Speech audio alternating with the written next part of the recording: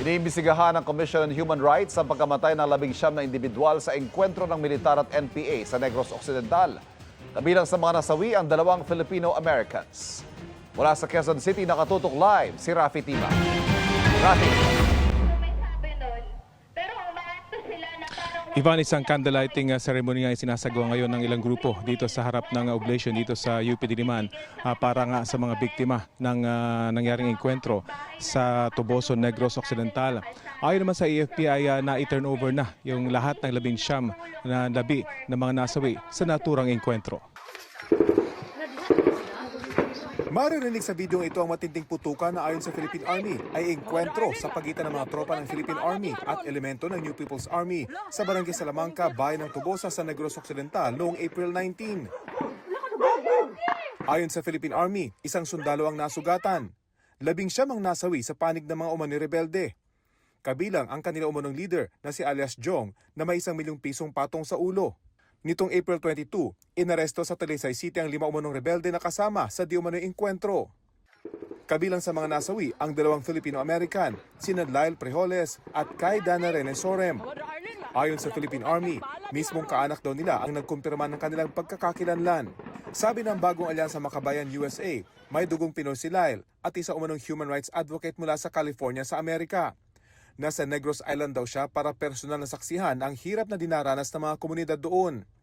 Sabi ng Philippine Army, may mga ebidensya silang magpapatunay na armado at nakipagbarilan sa mga sundalo ang mga ito. Nahuli natin dun sa checkpoint. Sila rin ang nagsasabi na sila kasama mismo dun sa encounter, nakatakas lang sila. And kasama nila ito, yung mga namatay, kasama nila mismo na nakipagbarilan sa ating mga sundalo. Iniimbestigahan na ng AFP kung bakit may mga dayuhang kasama sa engkwentro. Kabilang din sa mga nasawi ang community journalist na si RJ Ledesma at UP Diliman student na si Alisa Alano. Sabi ng UP Diliman University Council, nasa Negros si Alano para mapag-aralan ang kondisyon ng mga magsasaka roon. Ganyan din ang pakay ni Ledesma ayon sa Kadamay Negros. Hindi armado si RJ.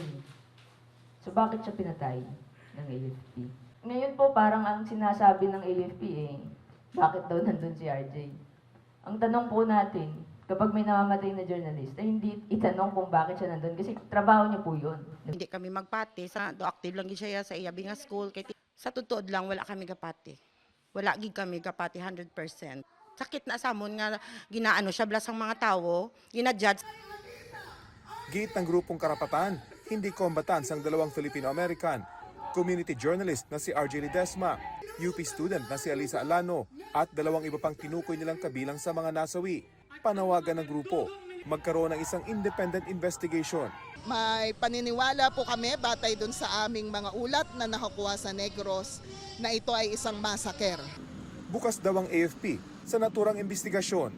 Dahil very confident and assured na yung ating mga kasunduluhan followed the international humanitarian law, and as well we respected the rights of every Filipino people. So, and we follow the rules of engagement. Bakit kasama ng NPA?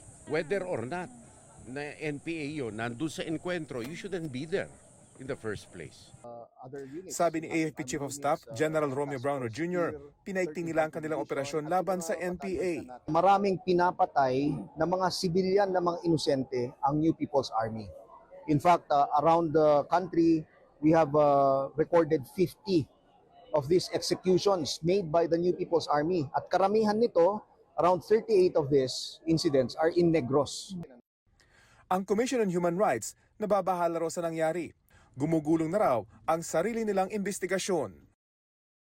Hustisya at isang patas na investigasyon ng panawagan ngayon ng grupo dito sa UP para sa tinatawag nila ngayong Negros 19. Giit ng grupong ito ay hindi mga combatants ang kanilang mga dating kasamahan at tumutulong lang sa kanilang mga magsasaka sa Negros. Yan ang latest mula dito sa UP. Ivan? Maraming salamat, Rafi Tima.